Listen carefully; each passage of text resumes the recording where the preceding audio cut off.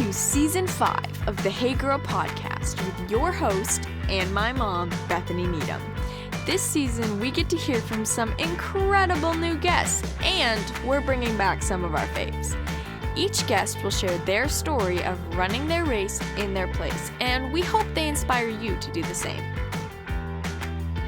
If you want more information or to connect with my mom, go follow our new Instagram at HeyGirlGram, friend us on Facebook at HeyGirlPod, or even better, join our brand new Patreon to get bonus materials, hang with my mom, and you get to help Hey Girl continue to grow and reach more people.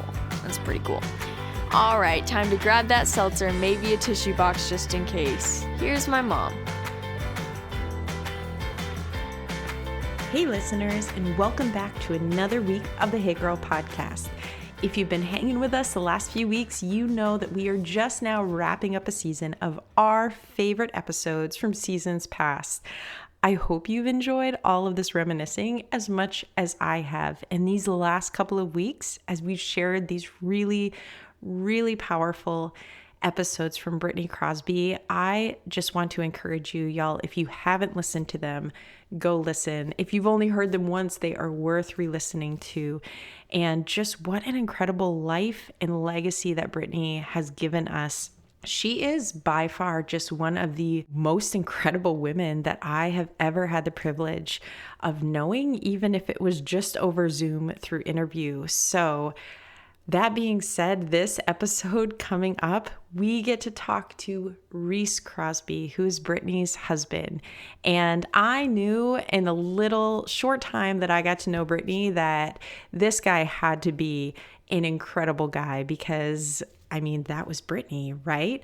And so getting to hear his story, to talk to him, I feel like, again, even though we've never met face to face, I got to make a new friend. And I know you're going to feel the same, but man, am I grateful for his willingness to come on, to share with us, to tell his own story, to be honest and vulnerable in the midst of his own loss. And just, man, what an inspiring guy. I've really recently, because I follow him on the Instas, which you should as well, I just want to go skiing. Rees, we need to go skiing sometime. Oh my goodness, just, I love it. All of those mountain posts and I'm excited. And hopefully someday I've invited him up east that he we'll actually get to meet face to face, which will be fun. But y'all, here's what you're going to need to do. You're going to want some tissues, maybe grab a seltzer, a hot drink, whatever your drink of choice, a cozy blanket, sit down.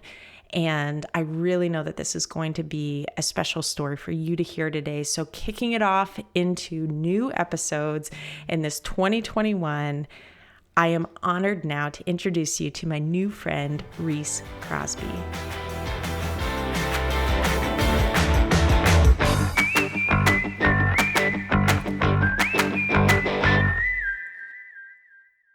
All right, listeners, I'm so excited. This week, I get to have on Rees Crosby, and this is one of those really special opportunities where I've known of you, and I kind of knew of you through your wife, have really appreciated following your journey. I always appreciate when people like live out their faith journeys on Instagram and other places in a way that is just really encouraging and challenging and all of the things. And so, Rees, we are meeting for the first time face to face. And I'm not going to totally tell the story of what brought us here because that's going to come out as you share today. But for those listeners who have been longtime listeners, they probably heard Brittany Crosby has been on the podcast a couple of times. They've heard her story, and you are the other half, the one we've heard stories of you, Rees. That's right. That's me. I'm behind the scenes. Always the funniest thing is always on Instagram with Britt, people would be like, "Oh my gosh, it's such amazing. You take such great pictures." I was like, "Hey, who thinks taking the pictures? Come on, like someone's got to stand there and do it." So I'm used to being behind the scenes. So this is different, but I'm excited to be here. Thank you. Yeah. So we're pumped to have you. I only know like pieces of your story. So it's always exciting for me, even as an interviewer, to get to sit down I say this a lot, but I just don't think in life we take time as humans to sit down and really hear one another's stories. Like we're always in such a hurry that even the people that I've had on this podcast that I thought I knew really well, there's always been parts of their story that I'm like, I had no idea.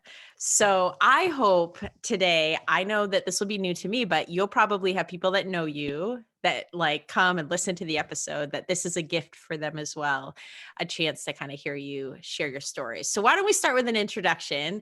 Take some time, tell us, Rees, who are you? All right, let's do it. I'm an Enneagram 2, so I'm not used to talking about myself. So just we'll see how this goes. So yeah, so my name is Rees Crosby, born and raised in Georgetown, Texas. I have 3 other siblings. I'm the baby, so I was spoiled, and all my other siblings, resent me for it because I got it easy. Man, we grew up in a very, very competitive but very supportive family. We all wanted to win, but we all wanted each other to win as well. My oldest brother Quinn played basketball. He's actually adopted. We adopted Quinn whenever he was 17, so I would have been 8 at the time. The very first time I met Quinn, he picked me up by my ears and I cried. So instantly, big brother status, just like right away. He just like locked it He was in. like a natural. Yeah, just right away. Oh, big brother, pick you up by your ears. Made you cry, done, bonded for life. So he played basketball. He's a personal trainer still. So, still in athletics. My sister played soccer, was an athletic trainer for the sports teams as well. My brother Mason, me and him played all the sports, like we literally would change from soccer to baseball, like on the way in the car. He actually, so maybe some people don't know this, he actually continued to play sports and still does to this day. He's the kicker for the Green Bay Packers. So What? He's been doing that for a very long time. And then myself, I played, like I said, kind of all the sports and was lucky enough to play collegiate soccer for 2 seasons as well. So, through all that time, man, we were busy. Sports. That was kind of everything. And then, we went to church as well on Wednesday nights and Sundays. But for me, I honestly, I kind of used it as a social tool more than I did like for religious reasons. Honestly, it's like all my friends went, I get to play basketball in the gym of the church. That's what I like to do. So one of the things that ended up happening as, I went through life was that's where I identified with everything. That's who I was. And so once I stopped playing sports in college, I was kind of lost. I didn't know who I was. Things became pretty tough. I transferred from a small D3 school where I played to Lubbock, Texas Tech. That's where I ended up getting my degree. And whenever I did that, I was lost. I didn't know who I was or what I wanted to do. What am I good at if I'm not doing those things? And, God's in the details, because as soon as that happened, I started dating this girl named Bethany. We had known each other since 2nd grade. So we went to the same elementary school, same middle school, same high school. And then, guys, our specialty is timing. That's what we're just great at that, obviously, which is a complete lie. And so on that note, whenever we went to school together our entire lives, I go to school in the panhandle of Texas in Lubbock. She's going to college in Corpus Christi on the beach. So not only did we live in the same town our entire lives, now Texas is gigantic. We're about 15 hours apart. And that's when I decided to pull the trigger and I'm going to start dating Bethany, So not only to add to, yeah, of course, right? Why not? Yeah. So not only was that long distance, I actually ended up moving to England for 2 months at that same time. So now we're dating across it, an ocean. Was this like right after you started dating her? You're like, peace, I'm out. Instantly. We started dating in December, which is my birthday's in December as well. So I go home for Christmas break and we're going to go on our first date. And I come home to pick her up for our first date. She opens the door, peeks her head out and says, "Can I help you?" That was the first thing she said to me whenever I came to pick her up for our first date. So we went to see Christmas lights. It was right after Christmas. It was the only place that had Christmas lights up. We went to like a family friend of hers restaurant and it was great. And then in February, so that was December, and in February I moved to England for 2 months. So we made it work. Everything was great. I would be up at midnight so I could catch her after, she got off work and school and everything. So I'm up late. And then, we would do the same thing. I'd come home for lunch and it'd be like 6 a.m. for her. So before she went to school, we'd like Skype, and that's kind of how we kept in touch. So yeah, and then moved back, and 1 year to the day on our first date, I proposed, and that was great. I made I made her idea that we would replay our first date again, just slowly, like starting in August. I was like, hey, how great was our first date? Like, oh man, that was so awesome. She's like, yeah, that was brainwashed fun. her. Oh, just totally, just over time, just like kept just putting it in there, like, oh, okay. Oh, remember how cool that was? She's like, we should do that again. I'm like, that's a fantastic. We could totally do that again. So had it all set. It was her idea. And then, told family and friend, actually just family, to meet us at the same restaurant. And so we went to see the lights. Everyone went to the restaurant. I proposed. One of the funniest things ever was, it never goes as planned. So we're at the Christmas lights, and we spun under this Christmas tree, and like with the lights coming around us, and like it was this cool effect. It was so much fun. So that's where I was going to do it. Well, they didn't have that this year, so I'm panicking like the whole time. Oh no! She has no idea. She has no idea, and I'm panicking. I'm like, what are we going to do? She's like, we're at the beginning. What's it matter? What's at the end? I'm like, it's important. You don't know why, but you're going to realize it. So we get to this spot, and I realize, okay, I'm going to do it. This is this big tunnel of lights, and we're like, all right, let's spin. 1, 2, 3. And on 3, she spins, and I get down on the knee, pull out the ring. So she's laughing, comes out of the spin. She puts her hands on my shoulders, and whenever she sees the ring, she pushed me. She said she thought she spun into someone else's engagement. That's always what she said. Whoops. But she said yes. We got married in July of 2012. It was great. We moved back to Georgetown. We bought a house. Wanted to live in that house forever, have children, have everything. And so, Britt was a teacher. She quit that to become a Beachbody coach. I worked in sales for a few years, ended up working in the Parks and Recreation department of the city of Georgetown. I know. And I always get asked, is it like the TV show? Yes and no. The personality is actually, weirdly enough, there's everybody fits, but without the wacky hijinks. But that's about it. Yeah. Wait, which one are you then? Oh, Andy is always what Britt said, for sure. I was literally going to be like, you were Andy, weren't you? Because it was like my favorite quote that checks out was like, I have no idea what I'm doing, but I know I'm doing it really well. Yes. So because it was crazy through everything, again, like we'll talk about, it was I actually even got Employee of the Year for the Parks and Rec department for the city of Georgetown. So I hope that was your acceptance speech. I have no idea right? what I've been doing, but clearly I've been doing it really well. Crushing it.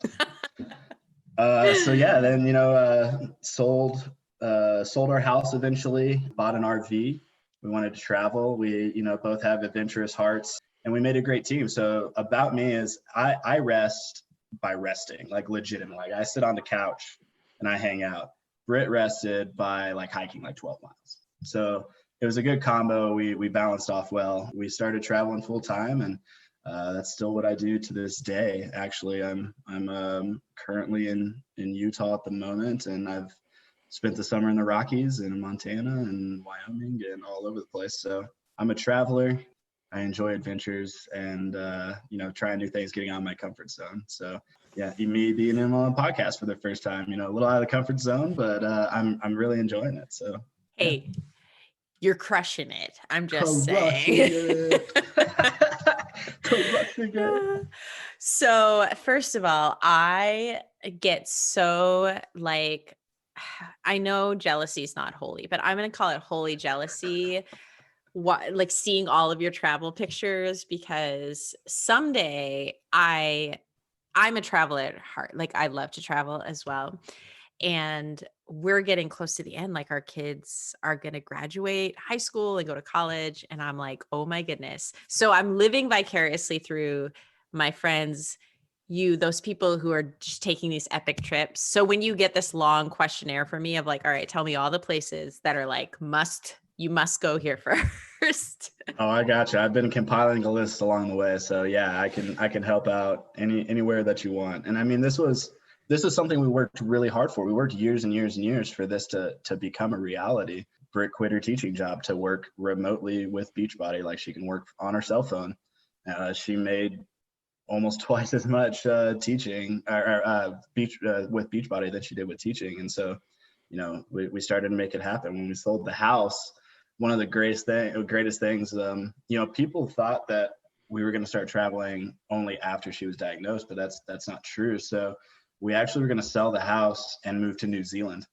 I knew how we were going to get there. I knew visas. I knew where we could find jobs if we needed, where we could live. Like, for someone that's never been there, I know an odd amount about, like a crazy amount about New Zealand for someone that's never been there. So. Oh, that's definitely on my list. Oh, yeah. Sure. Number one at the top for sure. Oh, well, you mentioned it in passing, so I'll rewind and bring us there. Obviously, we've had Britt on, and for those who've heard, they kind of know her story. And I know because I still get a lot of emails from listeners to this day. In fact, you were recommended, like, people are like, are you going to bring on Rees? Because they have followed Brittany's story and now they're following yours, which I just think is so awesome. Like, in a world where they wouldn't otherwise necessarily know your story, and now all of these people being connected. So Brittany she faced the diagnosis. Obviously there's a lot to this journey, but why don't we start with that? Because I know one of the things that Brittany was very passionate about is communicating to people like her symptoms, the things that she learned a lot about, but people might not know with her cancer and all of that. So why don't we start there at the, you know, what did symptoms look like, and what was that journey even to get answers to what was really going on? Yeah, of course. So where that all started was in 2016. Me and Britt ended up going on a date weekend to Fredericksburg, Texas, which is wine country. One of the funny things we always kind of joked about was, you know, the next day when we get back, she didn't feel great. But I mean, you know, you're going to a few wineries, things like that. Like, hey, the next day, you never know. But it didn't go away. It was a few days of feeling like she was hungover. She wasn't hungry, was having some just stomach issues. It was pretty much what it started as. And as we progressed over the next few months, it started getting a little more serious, to where she'd go to the doctor and be in pain, and they'd say, you know, it's just anxiety. You have nothing wrong with you. Blood work's fine. Hey, drink a glass of wine before you go to bed. You're just stressed out. You know, this actually might be a dairy intolerance. Stop eating dairy. So on and so forth. Like, we started it might be Crohn's. You might have celiacs and all these things. You might have blood clots in your lungs, where we have no idea. You have pneumonia, all these things. So what started as something simple started progressing to where she'd sleep on the bathroom floor rug, and I'd be in the hallway sleeping on the floor, just because she couldn't leave the bathroom. She was in pain. She'd get nauseous and sick. We'd be in and out of the hospital. We go to the ER, and they'd say, you're fine. You're just constipated. Go home. Here's pain meds and nausea meds. You're okay. There's nothing life-threatening wrong. That happened several times.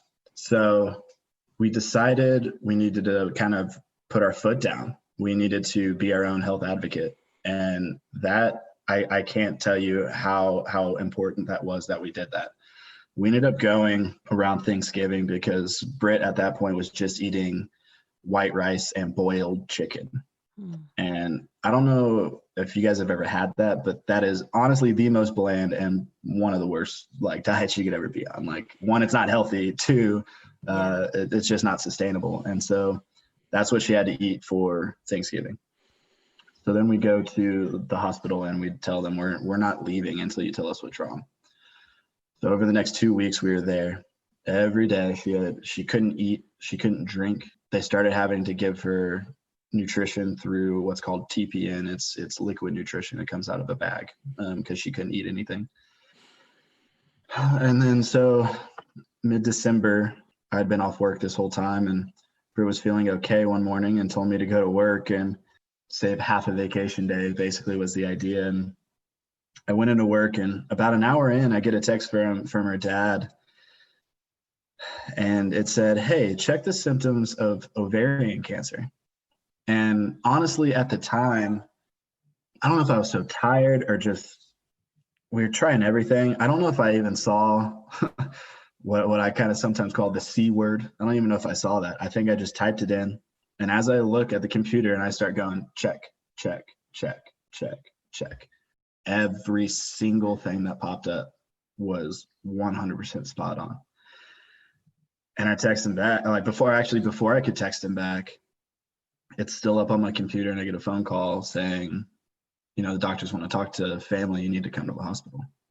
I still honestly didn't think it was going to be anything serious. I really didn't. I really honestly didn't.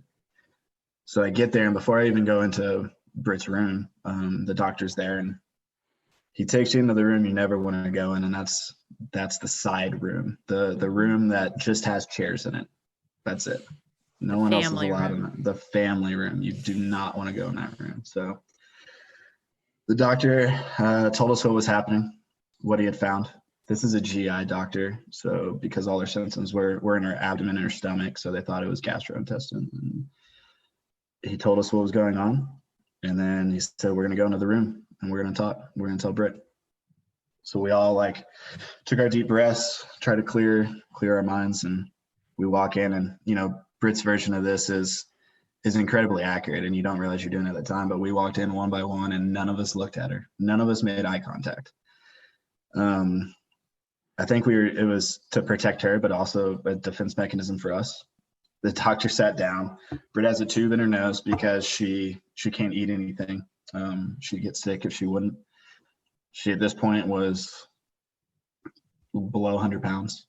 Haven't eaten in weeks, just ready to figure out what this is so we can go after it. And we all walk in. I sit on one side of the bed, the doctor sits on the other, and we both grab her hand, even the doctor. She said, "Sweetie, you have cancer." That's what the doctor said. This was her first time hearing this. I had just heard it. So I've only had a couple minutes to process, but I already knew this news, and I was devastated. I was crying. I was breaking down. Britt wasn't. She literally looked at the doctor and said, "Okay, now we know what to fight." And that I think it blew all of us away. Even the doctor, he still remembers that. I still have talked to him in the years since, and he still remembers that moment. So once we all told her and everyone was there, we asked everyone to leave except for me and Britt, and we laid on the bed and blasted "Trust in You" by Lauren Daigle. That was kind of our song. And after it was over, she said, "Again, now we know to fight." And the whole time, what she wanted to know was what is wrong with me so that I can punch it in the face. And so that became our thing, was we're going to punch cancer in the face. Britt was diagnosed at stage 3C ovarian cancer. The very next day, she was transferred to a hospital to have surgery. And then 5 days after surgery, she had her first chemo, which is very, very fast. There's no time for recovery. It takes longer to recover because of what the chemo does to your body. But she was a trooper. She fought hard. I lived in the hospital right alongside of her the whole time. She always made jokes because I lived off Pop-Tarts, basically. I didn't leave. I didn't go down. I didn't eat in the cafeteria. People would bring me food, but other than that, I wasn't leaving. So to see my wife, who just a few months before was in the best shape of her life, had a six-pack, worked out every day, looked just absolutely amazing. To see her with a scar from basically her chest all the way down was difficult. To see her below 100 pounds and not being able to walk, things that are usually activities you do by yourself are no longer activities you do by yourself. So we, ever since that day, not only did we change individually, but we changed in a relationship as well. So after that, she went through chemo every single week for 24 weeks, and that went into June. every Friday we'd go in and she'd get knocked down with chemo, and we'd try our best to make it fun so that, cancer can't steal our joy. One of the things that she always says, don't let it steal your joy. And, we did our best. One of our favorite things to do was we would go in and we'd have a sign. It would be round 1, round 2, round 3, like, boxing, because we're going to punch cancer in the face. And we'd pose differently with it every time. Some of the best ones were I'd push her down the hall, like while she's getting chemo. She's holding on to her chemo pole, and I'm pushing her on like a rolly chair down the hallway.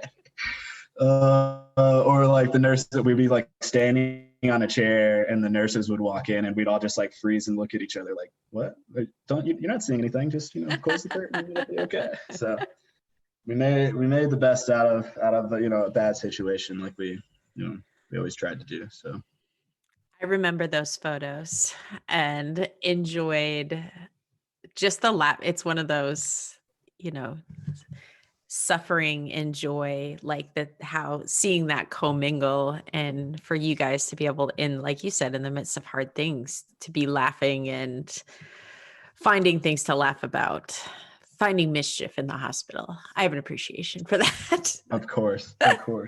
We'd always joke, because the nurses would always put us like in the far back corner, I think, because we always caused a ruckus. So I think they tried to put us away. They loved it. They thought it was funny, but they were like, you guys are troublemakers. You need to go in the back. Send it to the back. That's right.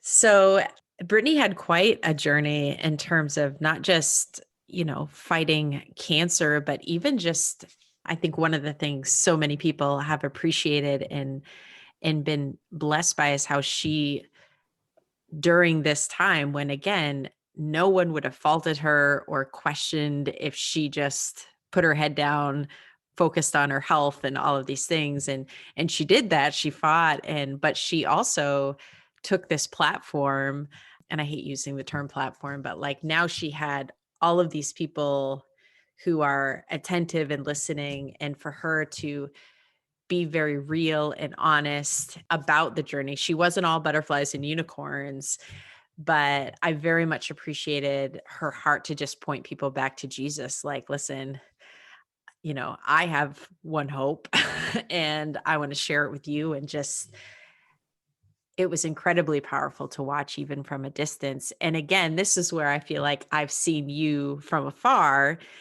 because like you said, she was often kind of that face and, putting herself out there, but you were right alongside of her during all of that. So I would love just to hear from your perspective what that journey of her battling, because I know with cancer especially, there's a lot of ups and downs, and what that time was like for you.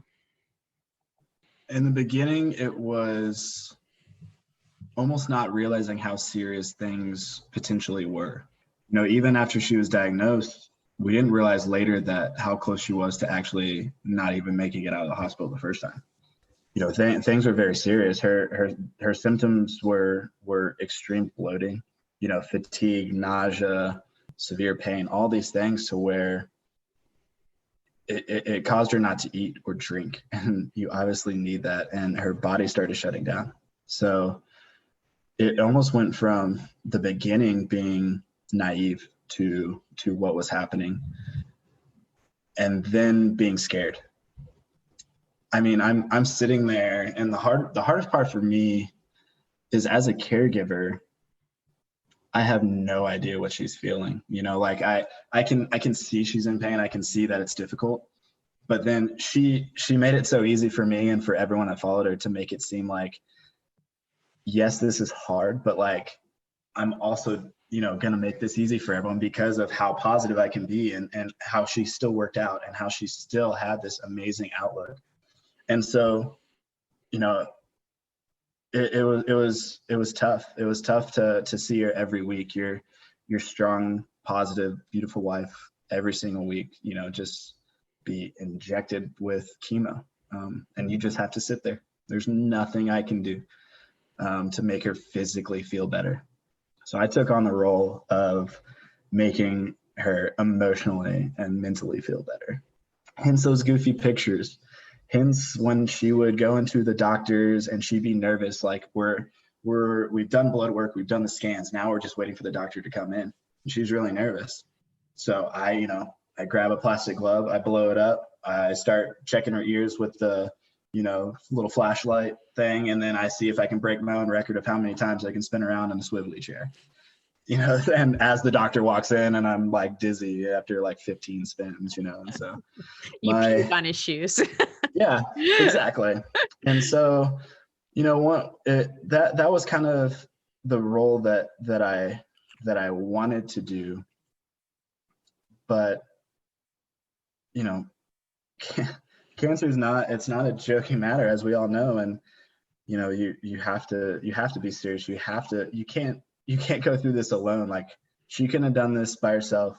I couldn't have done it without her, because Britt, during that time where I mentioned earlier where I was lost, I had no relationship with God. I at that point, if someone asked, I'm a Christian, but it was a shell of a relationship. It's an outside facade of, here I am. Yes, I'm a Christian, but I'm hollow. There's nothing but words that are coming out. There's no truth to it almost. Mm-hmm. So in our early part of our relationship, she saved me. She did. She taught me about God and what it looks like to live a Christ-centered life. And, we, in the house that we lived in, we actually walked to our church, which is an elementary school cafeteria at the time. I drove a lot, so I listened to a lot of music. The Sidewalk Prophets have been very influential in our lives, Lauren Daigle. So the Sidewalk Prophets have even wrote a song about Britt called "Thank You, Jesus," and it just goes to show like what an amazing woman this is. I didn't really know God before, and then after dating her, I again learned how to live a Christ-centered life. I was even baptized as an adult by my choice to do so, and through that, I mean, Britt's daily routine was to wake up and do a Bible study. We would go to church, we had community group, we had all these things. And so through that, we had this belief that we can't make it without God. We can't make it without, putting our faith in him, that he's going to save us. He's going to perform this miracle, and he's going to be able to do this. Mm. And, it goes back to that one song that we listened to, "Trust in You" by Lauren Daigle, was that the big line from it that we took, that we always reiterated to each other, was, "There's not a place where I'll go you've not already stood." Hmm. He's already been right where we are. He's already where we're about to be. Hmm. And we're already defying odds. He's already working, miracles. And like you said, I mean, she started being able to use her platform, if you will, to share that, to inspire others. Even though she's been on this podcast and no one would really know, she was not a great speaker. She wasn't confident in that. Where her confidence lied was in her writing. And it came out, through her social media is kind of where she was able to share her story with others. And that's where it inspired me as well, is it was real. Her faith was real. One story I would like to share of true faith with Britt is December of 2018. We're in the hospital. She's not doing good. It's actually to a point to where the doctors told us she's not going to leave the hospital. Hmm. She needs to have a surgery because the tumors are actually closing her large colon. It's actually shutting it down. And we have to go in and put a stent in. And it has a 10% chance of working at all, then even less of a chance of lasting over 2 weeks. So after that surgery, Britt was not told this. To show her humor, she never wanted to be told a timeline of anything if things were bad, because she said she's not a loaf of bread, she doesn't expire. She was like, "Don't tell me 3 months, because that means nothing to me. You tell me something, I'm going to beat it, and I'm going to beat it again. You're going to watch me do it." So she came out of the surgery. It was successful. Everything was great as far as the surgery went, but she still wasn't doing very well. She kept getting worse. She had lost weight again. couldn't eat. And the doctor, our oncologist there, who still, oh my gosh, she was amazing. She came in and told her like, hey, Britt, like things aren't going super well. Like, do you know where you're at? And she was like, yeah, I understand. I know. She said, just if like say you don't get to leave, we need to fill out certain forms and things like that. And Britt looked at her and said, you know what? If that happens, I think I'm ready to meet Jesus. And that was impactful. That was impactful. I don't know if I can't say that. I can't, but she did. More tubes in her and just added to her list of celebrity devices. She's perfectly calm still and said, I think, if that time comes, I think I'm ready to meet Jesus. And boy, would she have some questions for him if she did, is what she said. The miracle that God kept working is, we left that hospital. We went to Colorado. We traveled. We went to San Diego. We went to Boston. We lived the rest of that year. It was truly amazing. How she can literally sit there being told like this is it, and her response is, I think I'm ready to meet Jesus if that time comes. I mean, that if that is truly not faith, that Jesus is there and that God's already been here, then and knows where we are, then I don't know what is. You mentioned obviously 2019, you guys got to do a lot of traveling, you did different things, but I do know, even just being in touch with Brittany throughout that year, that she was struggling. Like, she did come out of the hospital, but was still kind of fighting different things. I know for me, we were away on a trip when we got the news that Brittany did pass and went to be with Jesus. And that's really just been just over a year.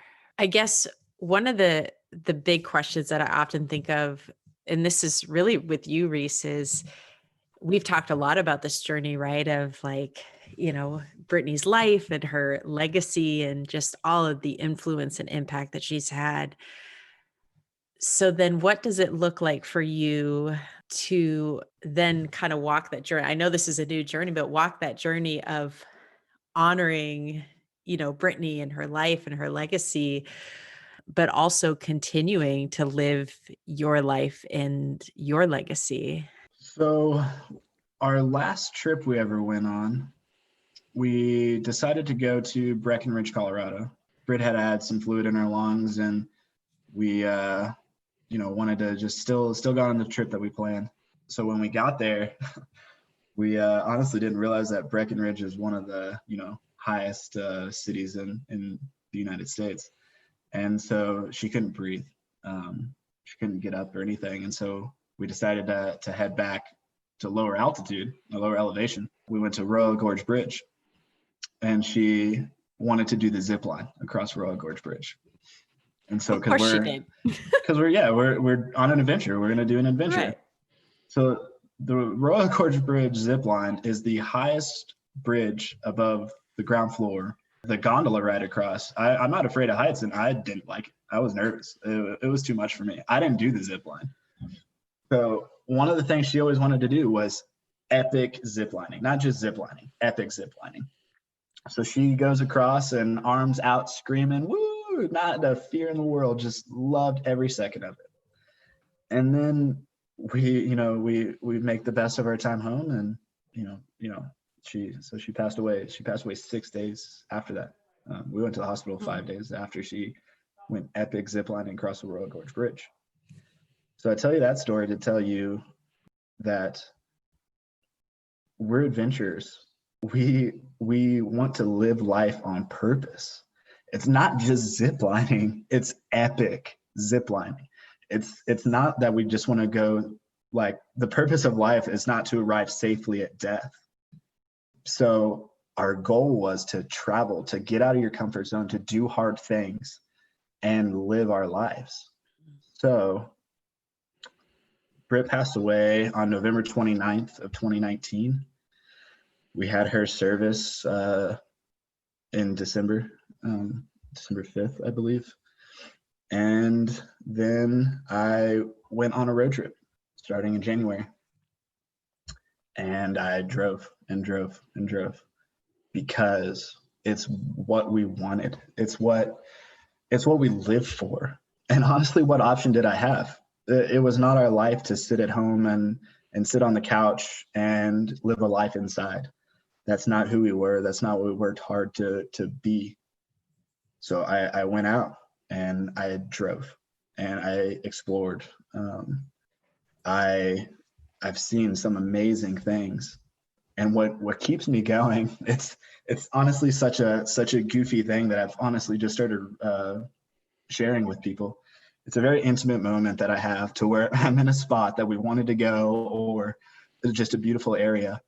And I always ask God, I'm like, God, I don't know how this works or if this is possible, but like, can she like see like through my eyes right now? Like, that would be cool. Like, just like let her like tap in to my eyeballs and like look out. And I always do like this really goofy, like I open my eyes really wide and like become really stiff and like look around like all weird. And I don't know why I do it, but it's just, and then so now I still do it because I feel like she's laughing at me like, what are you doing? Why are you being so goofy? But the first time I ever did it was in the redwoods, and I'm there by myself. No one was there, all just me. I had the whole place to myself. And it's moments like that I truly live for, that I continue on, because that was on our list. That was one of the things we wanted to see, was the redwoods. And I was there and I wanted her to be there. And I'm sure she already was. And again, like the thing I always joke is like, I don't know how this works. If she can get permission to tap in, that'd be awesome.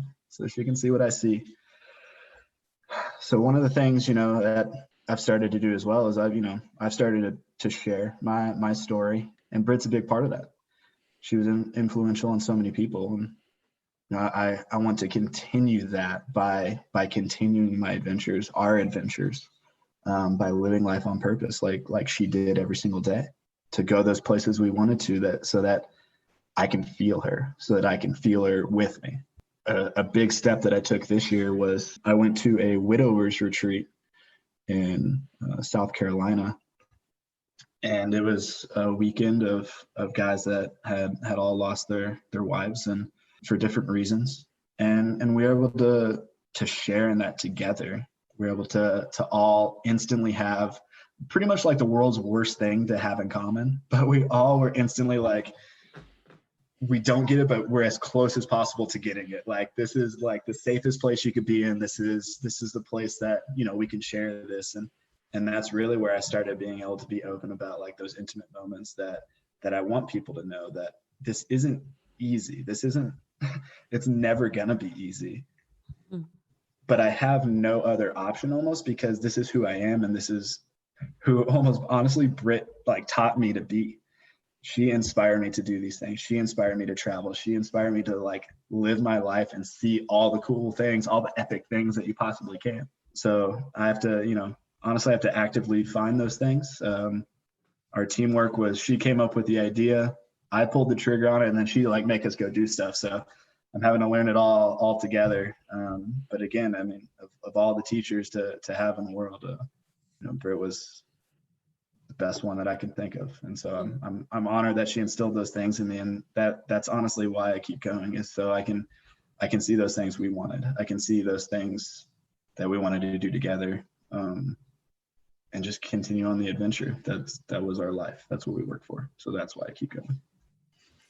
I can't help but think that just in God's grace, but also the fact that I've always imagined that God appreciates good humor because he created humor, that when you're asking permission for Britt to see through your eyes, as soon as you make that face, I just imagine him letting her stand next to you, because then she gets the view and she gets to see your face. That's always what I think. I'm always like, instead of her seeing through my eyes, exactly, she gets to see me and look at me and like, what are you doing? Why do you look like this? Why are your eyes so wide right now? That doesn't help you see more, right? She's like rolling laughing next to you every time. Gosh. God's like, I'm giving a gift to both of you at the same time.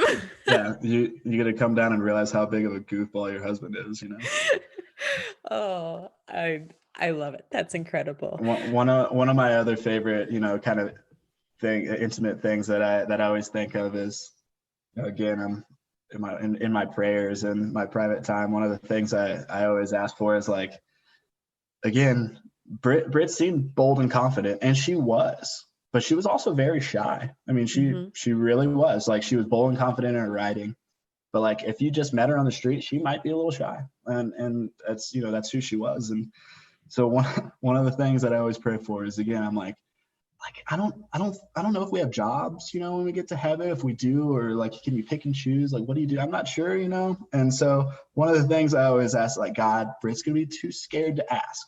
But, like, if she could work in the sunset department and, like, maybe, like, do a sunset or two every week, or, like, once a month. I don't know if she has to be an intern for a little bit. I'm not sure, but, like, Brit would really love to work in the sunset department. And so that was one of our things. That was one of the things we truly loved, and how we would watch the sunset and we're like, how can you not believe, like, look how amazing this is. And so that's where I feel her. And so that's one of those things that I wanted to be. She's gonna You're like a reference. Yeah. She's gonna be great. She's gonna be great. She can paint. She's an artist. She's got great ideas. She's super creative. If she could just work in the sunset department, like, I don't know, like Tuesdays or something, that'd be awesome. she's gonna be awesome. You'll love it. Great. She's gonna crush it. Oh, I'm wondering for you, 12 months into kind of this journey, is there anything that comes to mind that you're like, this I didn't expect, in terms of, because I know obviously she was battling for a while. I'm sure there were things that you had already kind of built up in your mind of what you were about to face when she passed. But since that time, something that maybe you're like, wow, I honestly didn't expect this, or I didn't see this coming. So we truly always believed that she would be okay. We always did. She ziplined across the Royal Gorge Bridge 5 days before we went to the hospital for the last time. And we went to the hospital on Thanksgiving afternoon at 6:00, and Britt passed away at 4 a.m. the next morning. So things were very, very sudden. There was no gradual decline. There was no anything. So it was all fast. It was all scary. So one of the things that I think really first got me, besides obviously everything, but it's one of those days to where you just go to the store because you have to go to the store. And it was cold because it was December in Texas, which, who knows, that could have been 70 degrees, but that's cold. And I needed a jacket. And I tried on a jacket, and I didn't have anyone to ask how it looked. That was a weird one. It's the little stuff, I would say. Because the big things that come up, my birthday was 11 days after she passed away.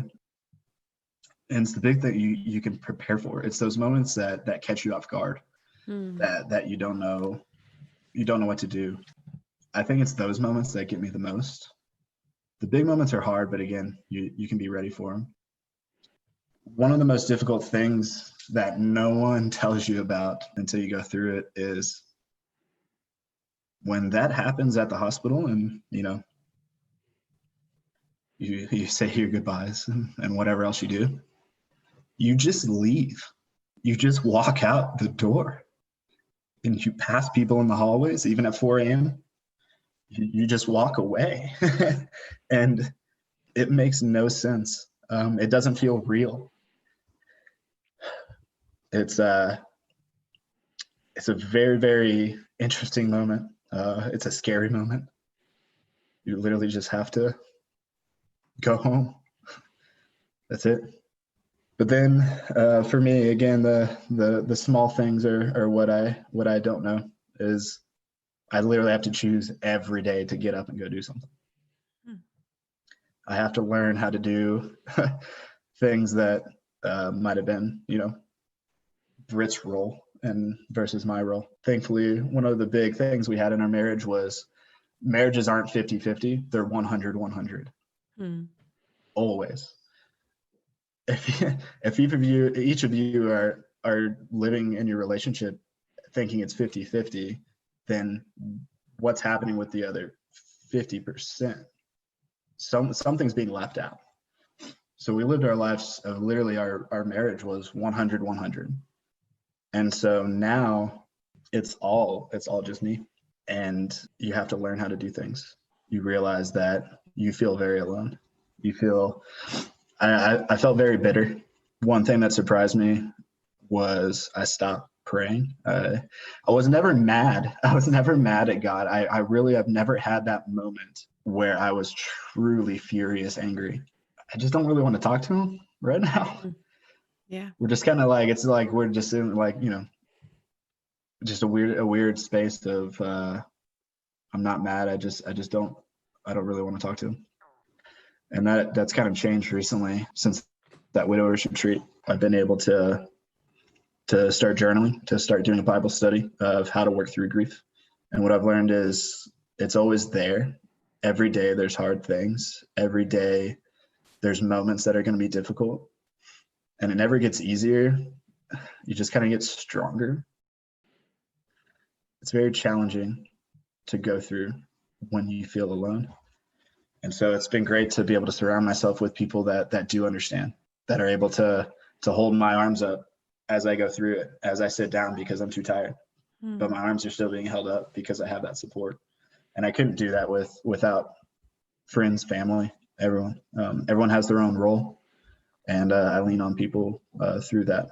And so I'm very grateful for all those people that have been in my life for me to do that.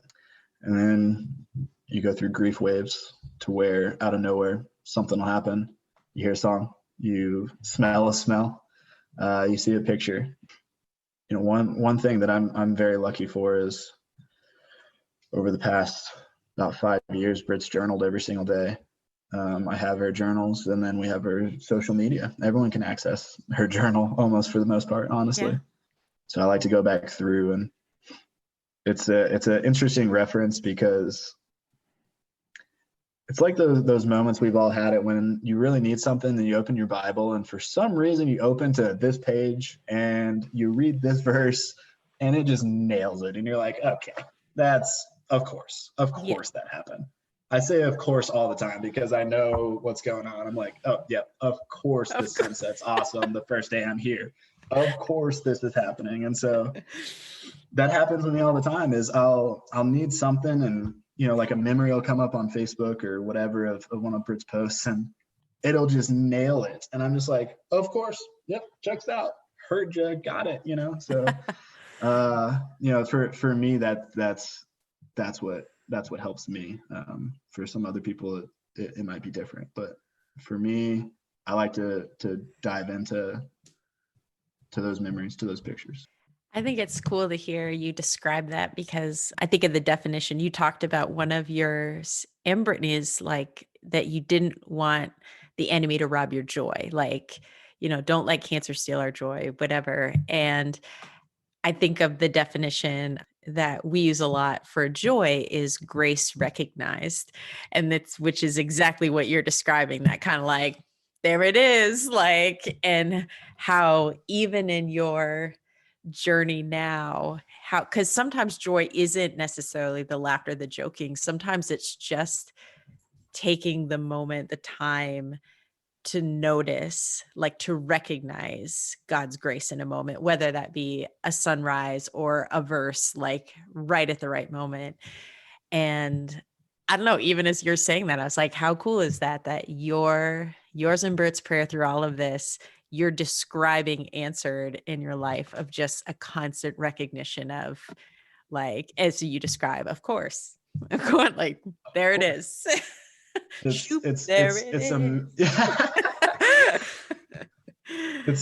amazing how often it happens. I mean, it truly is amazing how often it happens. And I might not have started noticing it first, but when I started really paying attention, it's amazing. Like when you start listening for the whispers, when you start knowing that God is trying to tell you something, once you start paying attention, they start coming out of pretty much everywhere you look. Well, that's it. People think the whole thing of choose joy, you know, you see that written everywhere. And it can be a rub for people when they misinterpret that as like, you know, things are hard and I can't just choose to be happy about, because we misinterpret joy. And this idea of choosing joy is what you just described. It's actually just taking the time or choosing to look for, like to recognize these moments. And Definitely. that takes intentionality. That takes living on purpose. Like it has to be done on purpose, because especially in, I mean, everything you walked through in 2019 and now hello 2020. And we have a choice. Like, what are we going to look for in this, and what are we going to focus our attention on, and to find those moments of joy? And they can be anything from like a sunset to, I always say, my dog, everything from like when she does those adorable doggy stretches in the morning, and there's just something so sweet about it that I'm like, Yep. oh, it, like the tiniest things, but pausing to just appreciate it. Like, God, you True. created this adorable fluff ball, put her in my life, and now I just get to like see her in all of her cuteness. That loves you no matter what. And then I think it is against the law if you don't say, oh, big stretch whenever they stretch like that. I'm pretty Yes. sure you have to say it. It's somewhere in the contract when you get the dog that it says. It's true. I take it a step further and do it in baby talk, where I was like, oh, big stretch. Oh, yes. Everyone, dog voices are my all-time favorite. I love everyone's dog voices. It's so funny. Oh, so I do have one last question for you before we wrap up. And this is kind of, I like to try and think of like people who are listening who maybe they've walked a similar journey. Maybe they're in grief, like whatever they're facing loss, they've walked through loss. I know there are also those people who are walking alongside of people who are in this place. And I'm wondering, because you mentioned friends and family, but for those of us who are really just trying to love and support and encourage and all the things, people who are walking through hard things, what did you find that was helpful to you, that was supportive and encouraging, that could help us to love better? One quote that I've heard recently that really stuck with me is, there's no right way to grieve, but there's 1,000 wrong ways to grieve. And I think at first I might have been grieving wrong by filling the void with random things. I think one of the best things that you can do is be intentional with your choices, with everything that you decide to do every single day. First off, when you decide to get out of bed, like have a plan, have an intention of what you want, that day to look like, or anything, your immediate future. But one of the biggest things that I can say for, say, people actively going through it is find your people and establish roles. You might have those friends that you just want to be goofy with. You might have those friends that you really need to be serious with. You have those friends that can give you advice. You have those friends that you don't ask for advice. You just want the support. So I think establishing those roles are great, and being able to recognize, where people can help you, and even their strengths of how they can help you.